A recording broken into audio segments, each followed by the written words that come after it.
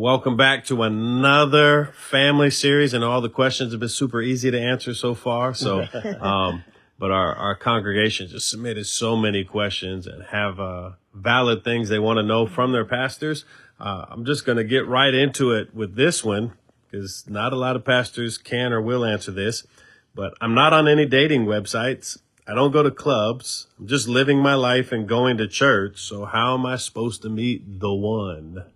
Ooh, the one. So deep. Let me start by saying that meeting the one, I think, can be so mystical at times that we miss out on one of the ones. The Bible says, he who finds a wife finds a good thing and attains favor of the Lord. And I don't personally believe there is just one right person for every person. If you somehow or another miss out on that person, then your whole life is ruined and you won't have happiness. You know, two of us have been married for 32 years, love each other, great life, great marriage. I believe without a doubt that there are other people either of us could have met and would have had a very good life together. It wouldn't have been this one because God is Alpha and Omega, beginning and the end. He knew we were going to choose each other. So the life he prepared for us was based on our choice. But I don't believe there's like one mystical person. You have to meet this one person. And if you don't meet this one person, then you're not going to have an amazing life. That's a lot of pressure. So, and so I think if you take that pressure off and then you go back to what we talked about, there's some criteria. There's some spiritual criteria. There's some natural criteria. We need to have enough in common because how can two walk together except they are in agreement? Once I establish kind of what my criteria is, I need to have some non-negotiables in my heart. Now, my list cannot be so long that even Jesus could meet my needs. Yeah. But I do need to have some things that I'm just not willing to compromise on, because that at least allows me to have a better idea of when I've gotten to my destination. Is this person even in the box that I would be willing to consider? After that, then we have to put ourselves in positions to meet people. It's the same thing when it comes to growing a church. You got to have people that know your church exists. Then they got to get an invitation to your church. They got to come in and experience your church. And that funnel just kind of gets smaller and smaller and smaller to eventually this group at the bottom have become active participants in your church. You got to meet some people. And we got to take the pressure off of the church only. It can't be that meeting somebody that goes to your church and is active in your church is the absolute best way to meet somebody. Because the assumption is we're both being taught the same thing. We both have a similar passion for God. And our philosophies about how to do marriage, how to relate in our walk with Christ should be aligned if we're both fully committed to our church. But if you haven't found that person in your church, that's not the only place you can find them. And I think one of the things we got to get better at as Christians is live life. I actually think we have made an idol out of marriage in the single community. Yeah. And a lot of single people think the only way I'll ever be happy is if I get married.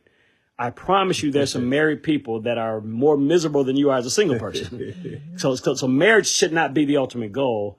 A godly marriage should be a goal. But in order to have a godly marriage, I need to establish a godly life. And so part of what I encourage single people to do is start living your life now. Don't wait until you get married to finally take your cruise. Don't wait till you get married to finally take that trip to Europe you wanted to take. Don't wait till you get married to finally buy your house. If you're in a position where you can buy a house, buy your house. Decorate your own house. Because if it's somebody that God has truly sent your way, they should jump into the party you already have going on. You all should party together.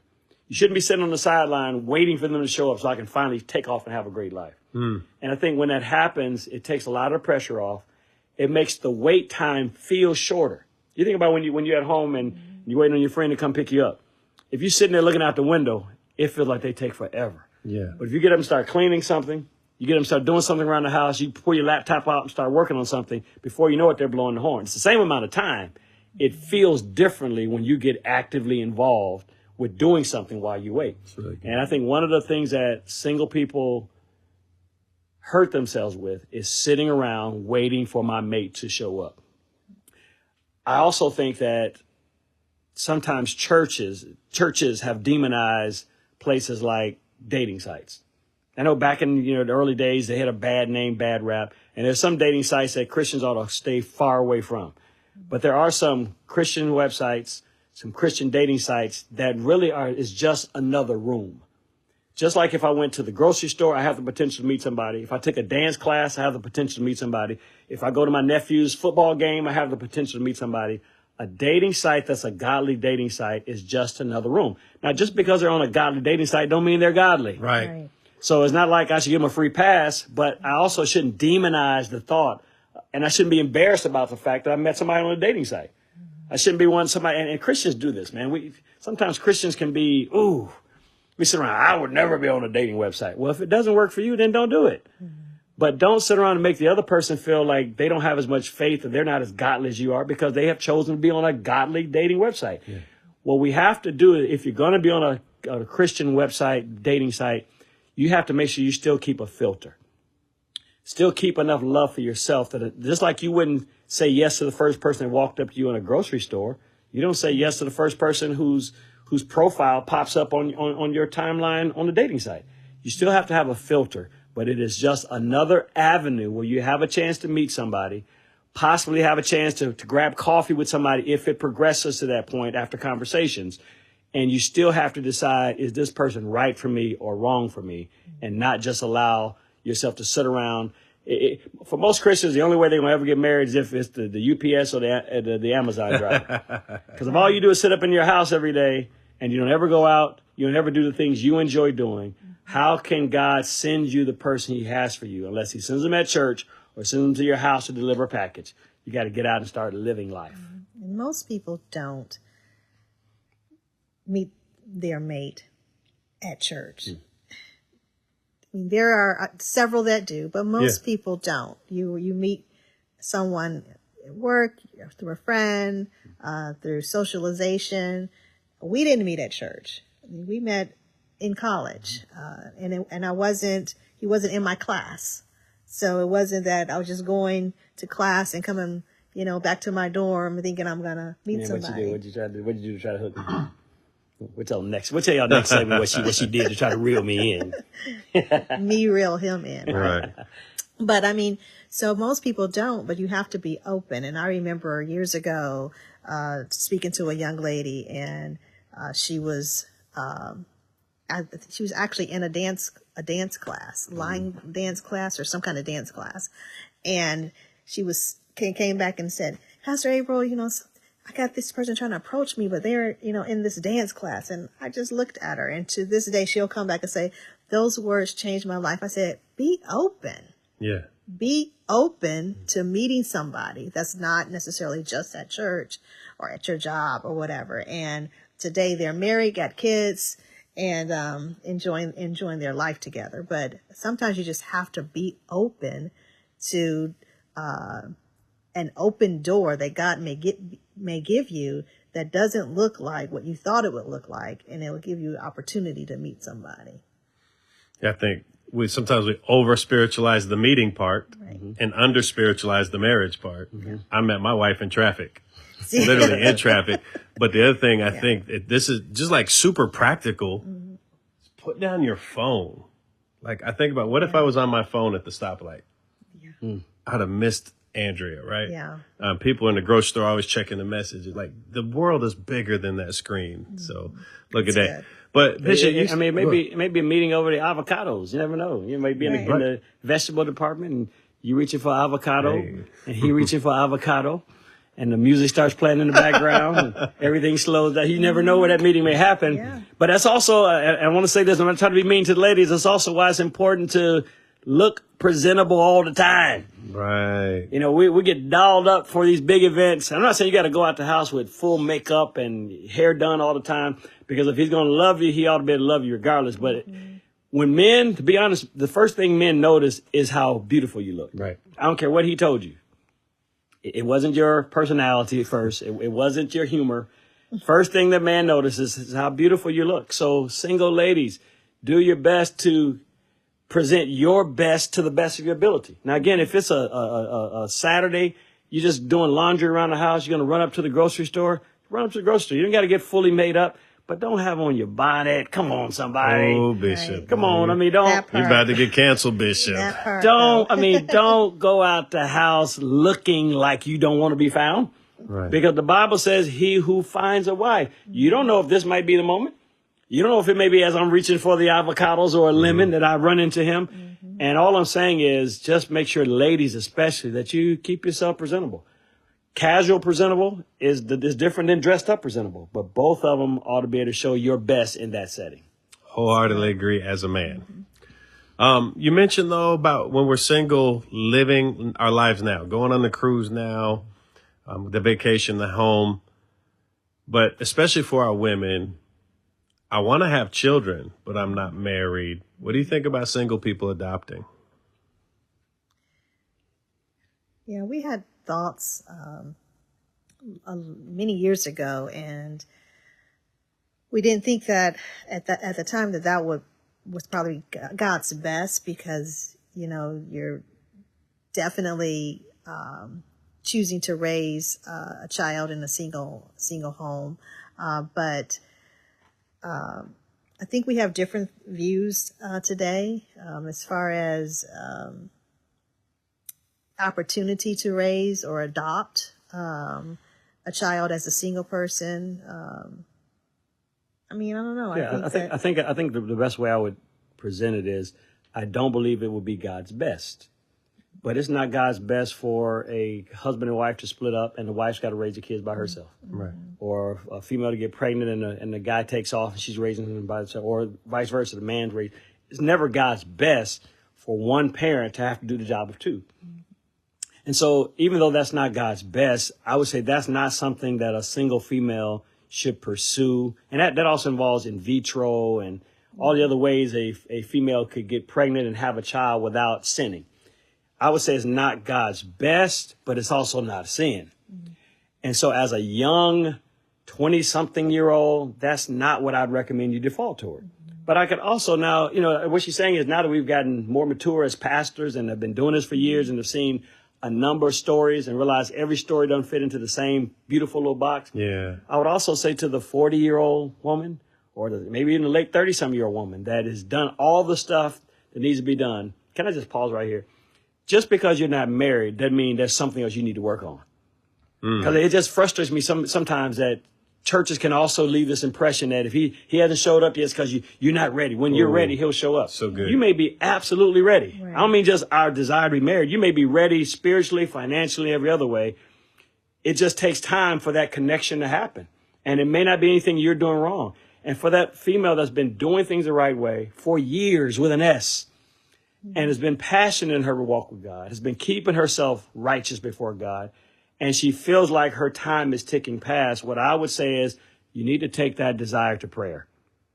If your desire is to be a mom and to pour all the love you have into a child, and you're concerned, not in fear, but you're concerned that window could be closing, take the time to pray. Because even though I don't believe it's God's best for a single parent to have to raise a child by themselves, I also believe it's better for a child to be raised in a godly home than a non-godly home. Right, absolutely. And so if a female has gotten to that place where she really desires to mother and has done things God's way for a long time and given space for that meet up to happen, has done all the stuff we talked about, has been living life, and for whatever reason, it just hasn't happened yet, I don't see anything wrong with that female investigating adoption, even investigating in vitro or one of the other means of having a child.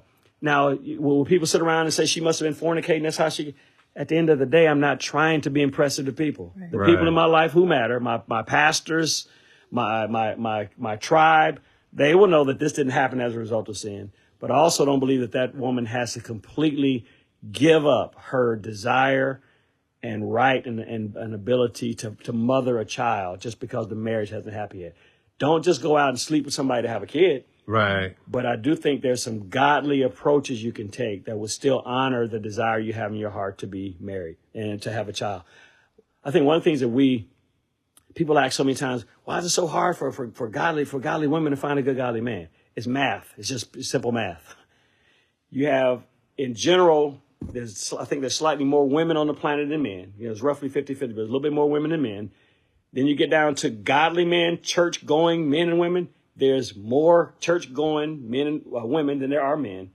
Then when you look at how many men are in prison, how many men don't like women, how many men don't have their acts together, just the sheer math and how many men take longer in life to develop and mature than women do. There just tends to be more women who are ready for marriage than you have men. And so it doesn't mean that God can't send you the right one, because if God's got to raise up somebody from a whole nother country and send them to you, he can. Our trust has got to be in God, but we also have to understand that it's not the church's responsibility to put on a matchmaking event, and we can't wait on the church to be the reason, because so many singles I went to the singles event, I ain't going to another one because it was 70% women there and only a handful of guys. That's the math of where we are in society today. Mm-hmm. And we just have to trust that I'm not going to the singles event so I can find my mate. I'm going to the singles event so I can have community with other God-fearing single people. Mm. And that's a part of just living life and giving God space and time to let that love connection happen at the right time. You guys seem like you're in a groove with singles, so let's stay there for a second.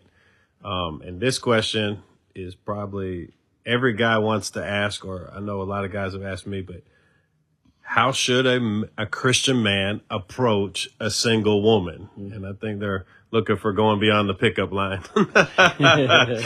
Girl, you must have fell from heaven, That's a good one. That is a good one. And I don't think there's one kind of standard answer you can give. I would say, number one, view every potential female that you may be willing to approach as a daughter in Christ, as a sister in the Lord first. Because that's going to make sure you approach her the right way. She's somebody's daughter. She's God's daughter, but then she's some other man's daughter. And so I don't want to approach you in a way that's dishonoring to God or dishonoring to your dad, who will be the one watching over you. After that, I think we have to go back and realize that the way I did it in the world is not the way I want to do it in Christ. Which means I'm not going to approach you with the wrong motive. I'm not approaching you because I want to have sex with you. I've already said that the first thing the man's going to notice is your beauty, but even in noticing your beauty, I can value it and appreciate it without that being the only thing that matters to me. I think one of the things that men have got to get better at is two things. One, be direct about your intentions. Mm-hmm. See somebody you have interest in, it's okay to express that interest. I actually think that one of the best things to do, that's why church environments are so good, small groups are so good. One of the best things to do if there's somebody you think you're interested in, see if there's a way to get a group setting going on. If you get 4 guys and 5 girls and we all go bowling together, I get a chance to see your personality, see how you interact in a crowd without the expectation of a one-on-one date. Mm-hmm. And if that happens a few times and I realize, man, I really like her personality. I've already noticed she's beautiful, but I like her personality. Now it comes to being able to express that, hey, I'd love to get to know you better. Would you be okay going out for coffee, going to grab breakfast, something that is low entry, but expresses I actually have a desire to get to know you better? Because remember, the purpose of dating is to investigate. So my first time getting to know you better is not in a movie. I can't get to know you better if we're watching the screen. Right. My first time getting to know you better is somehow us grabbing ice cream, us having a chance to talk, but it then allows a low barrier with the understanding that we're really just investigating. We're not a couple. I want to know more about you. I want to give you a chance to know more about me. But we have to also approach that with the understanding that if she's not interested, that doesn't mean there's something wrong with me. Men struggle with rejection. Oh, yeah. Don't like that. No, man. I would not approach her in college at first, because she had a reputation in college that all the guys were trying to approach her, and she was slaying them. I mean, like, nope, get out of my face, nope. I don't think she was being mean to him, but I kept having guys come back, man, I tried to talk to that little light-skinned girl on the second floor, man. She turned me down cold. And I was like, I'm not going to be another trophy on her wall that she can say. So I would not approach her. I introduced myself to her, but I would not approach her in a direct way until she gave me the sign. And ladies, when a guy expresses some level of interest or is willing to introduce himself, if you have a mutual interest back, you got to be willing to give him a sign. You say, what is the sign? It's different for every couple. Yeah. But you got to, in some way, let him know. If you wanted to go further, investigate further, I wouldn't be opposed to that. In our case, I was in a fraternity. We're outside in front of our dorm. We're stepping and just kind of guying around. And she and her roommate in their dorm room window turned on a song. Turned on loud, too. Put the speaker in the window, turned on loud. It's a song Back to Life. Back to life, back to reality. And we start stepping around and out there. And after a while, we looked up at the two of them, and me and my friend said, well, let's go check them out. So, hey, we went up to the rooms, came in, said hello. And as we walk around the room, he's talking to her roommate, I'm talking to her, and I noticed that she's got a picture of some guy on her mantle. And I was like, is that you? She's like, this is her words, but he's in England. You know what that said to me? Sick him to a bulldog. What she was saying, though, is, and come to find out, they had been in a relationship, it wasn't serious, and she kind of had that picture up to kind of shoo guys away. But what she was saying to me is, if you wanted to take a next step and get to know me better, I'd be open to it. That's all I needed as a man. And now it's on me to take that next step. So what did I do? I asked to borrow her cassette tape. Those cassette tapes back then. Yeah. I borrowed her Back to Life cassette tape, and I held on to it for a few days.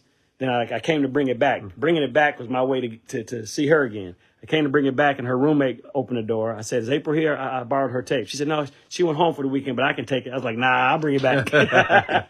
And I finally brought it back, and we had a chance to connect. But guys have got to be willing to put yourself on the line, take a step, at the risk of being rejected. If they reject you, it's not you, just not the right fit. And be willing then to go the next step. If females are interested, you got to be willing to give him a sign to let him know if he wanted to proceed, that you'd be open to it. Yeah, that's really good. And you've said something twice now, and my wife does a good job of this with the young ladies, but just teaching young ladies to also be approachable. If you say you want to meet a man, you have to be approachable and open to a man trying to talk to you. And what do those signs look like? And not just approachable in person, be approachable on your social media. Sometimes the stuff that these ladies post, you don't know what God might be tugging at his heart. And he reads, you tell him, I wish somebody would step to me. I set them straight. And sometimes you can come across so hard in your social media that even if your profile picture is beautiful, he's like, I'm not willing to take the chance because she doesn't seem like somebody that I would be okay, being with or being around. Wow. Wow. I didn't even have to go through that. So thank God. You got time for one more? One more. All right. We got married. We're here. God fulfilled our dream. But my spouse has some very different expectations that never came up in our dating process. How do we navigate our different expectations?